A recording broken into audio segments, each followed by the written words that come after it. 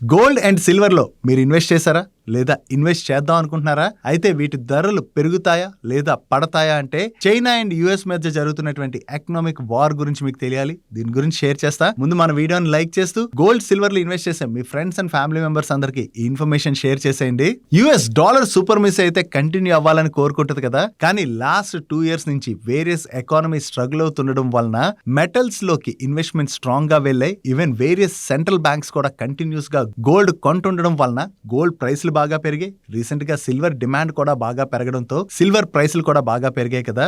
Now ఈ commodities ప్రైస్లు పెరగడం వలన మెటల్ బేస్ ఎకానమీ క్రియేట్ అవుతుంది. డాలర్ సూపర్మెసీ తగ్గుతుంది. మెటల్ బేస్ ఎకానమీ కనుక క్రియేట్ అయిందనుకోండి, ఎవరికి అడ్వాంటేజ్?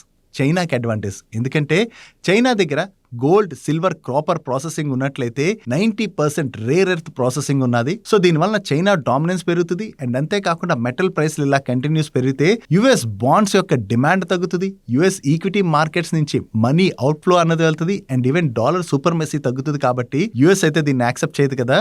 సో అందుకని చెప్పే ప్రీవియస్ గా కూడా మెటల్ ప్రైస్లు పెరుగుతున్నప్పుడు 1980లో ఒకసారి, 2011లో గోల్డ్ ప్రైస్ పీక్ టచ్ అయినప్పుడు ఒకసారి యుఎస్ ఏం చేసిందంటే ఈ మెటల్స్ రిలేటెడ్ గా మార్జిన్ హైక్ చేసేసరికి ఆ టైంలో ఒకసారి సిల్వర్ ప్రైస్లు బాగా పడితే దాని తర్వాత గోల్డ్ ప్రైస్లు కూడా బాగా పడ్డాయి. మళ్ళీ ఇప్పుడు ఈ మెటల్ ప్రైస్లు బాగా పెరుగుతుండడంతో ఈ డిసెంబర్ 29th ఒకసారి అండ్ దాని తర్వాత ఒకసారి చికాగో మర్కెంటైల్ ఎక్స్చేంజ్ వాళ్ళు సిల్వర్ రిలేటెడ్ గా మార్జిన్ ట్రేడింగ్ ఏదైతే ఉందో దాన్ని హైక్ చేశారు. అది చేసిన దగ్గర నుంచి సిల్వర్ ప్రైస్లు అయితే కొంత కరెక్ట్ అయ్యాయి. నో యుఎస్ అండ్ చైనా మధ్యన ఈ ఎకనామిక్ వార్ అయితే కంటిన్యూ అవనున్నది. సో ఈ ఎకనామిక్ వార్ లో భాగంగా మెటల్ ప్రైస్లు కంట్రోల్ చేయడానికి యుఎస్ ఖచ్చితంగా ట్రై చేస్తుంది. దీని వలన గోల్డ్ అండ్ సిల్వర్ ప్రైస్ల పైన ఖచ్చితంగా ఇంపాక్ట్ ఉంటుంది. కాకపోతే గోల్డ్ తో పోలిస్తే silver is most volatile metal. Silver related గా ఇండస్ట్రీస్ నుంచి ఎప్పటి వరకు అయితే డిమాండ్ కంటిన్యూ అవుతుందో అప్పటి వరకు ప్రైస్ పెరగచ్చు. కానీ వన్స్ ఇండస్ట్రీస్ నుంచి డిమాండ్ తగ్గినా లేదా సిల్వర్ సప్లై డిమాండ్ కన్నా ఎక్కువగా పెరిగినా కూడా సిల్వర్ ప్రైస్లు అలాగే కరెక్ట్ అయ్యేటువంటి అవకాశం ఉన్నది. కాబట్టి